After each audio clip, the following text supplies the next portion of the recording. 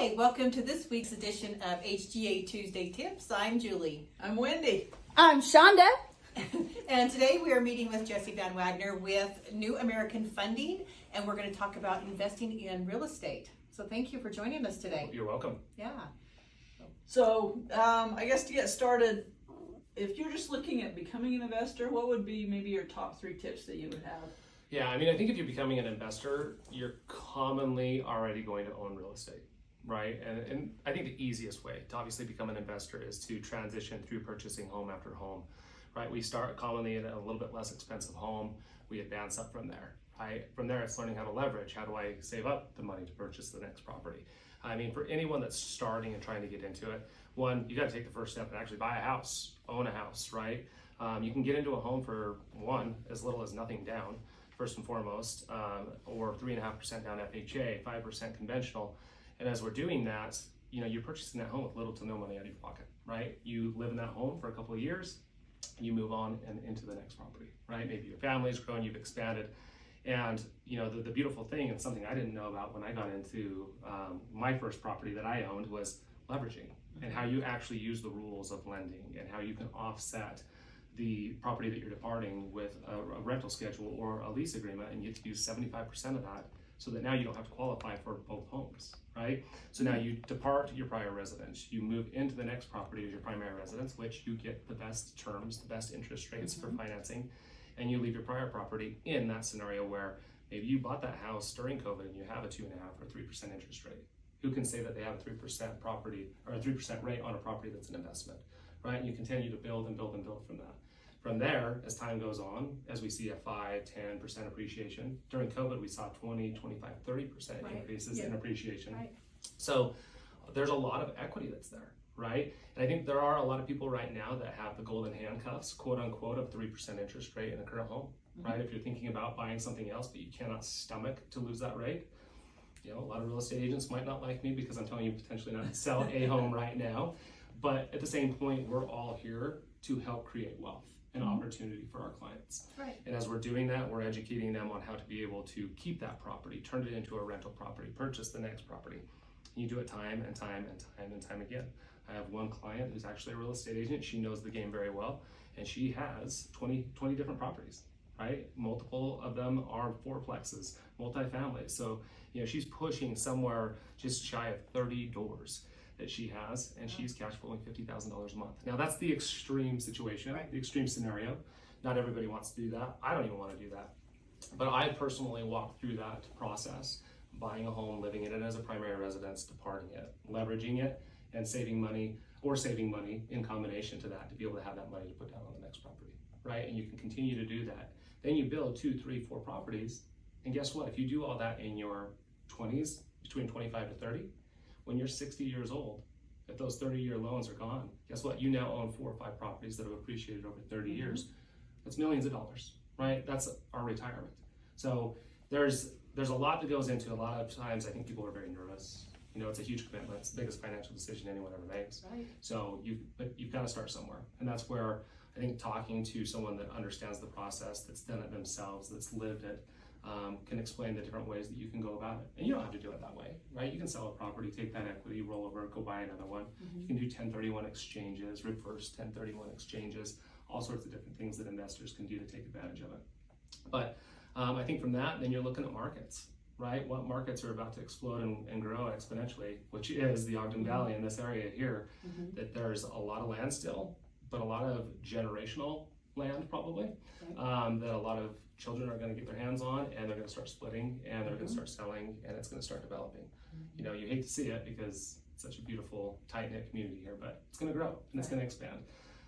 Also looking at other areas, you know, I think it's nice to be able to invest in an area where you have access to the property, you know, try to be 30, 40 minutes away or so.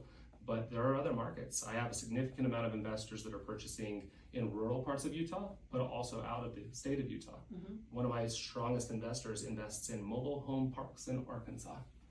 Okay, yeah. So, and he makes just an exponential amount of money. It's unbelievable. So there's just opportunities in every direction. And so the starting piece is talking to a real estate agent to identify what kind of properties, how we want to go about it.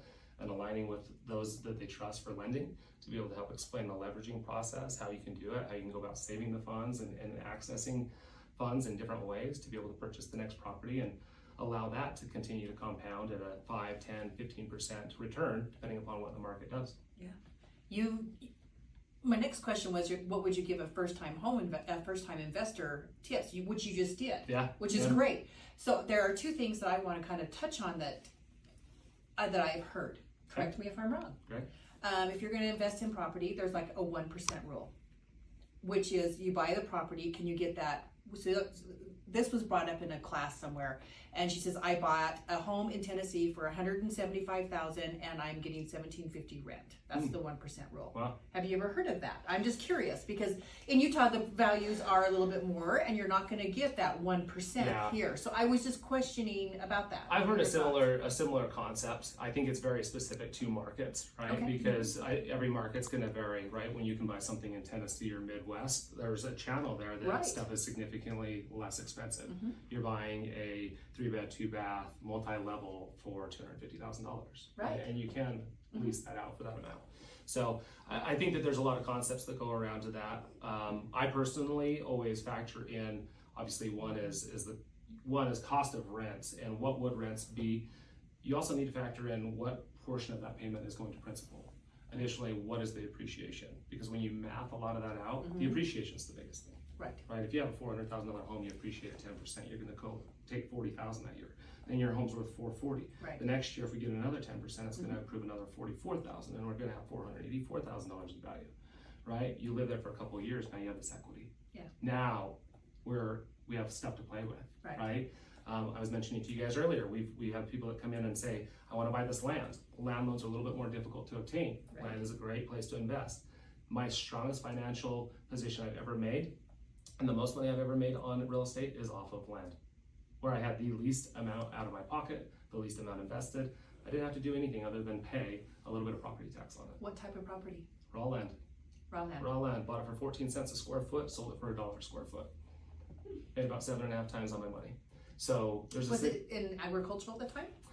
So it was actually county land Okay. annexed into the city. We purposely bought it right on the border, brought it in, and then ended up selling just a couple of acres of the 25 acres that we purchased to a massive gas station chain, and they were more than happy to pay us significant amounts. That is and awesome. we now have everything around them that we will ultimately develop or sell when the price is right. So wow. It's just whether you're buying real estate, living in dwellings, whether you're buying land, but truly real estate is where it's at. They're not making, obviously more land by any means. Right, God's not making any more. That's what I tell everybody. Yeah. So, but I think that's the biggest thing is having conversations with professionals that have lived in this industry, and understand the markets, and speaking with the lending partners that can really help get you through the process, and do it in a way that you don't feel pressured.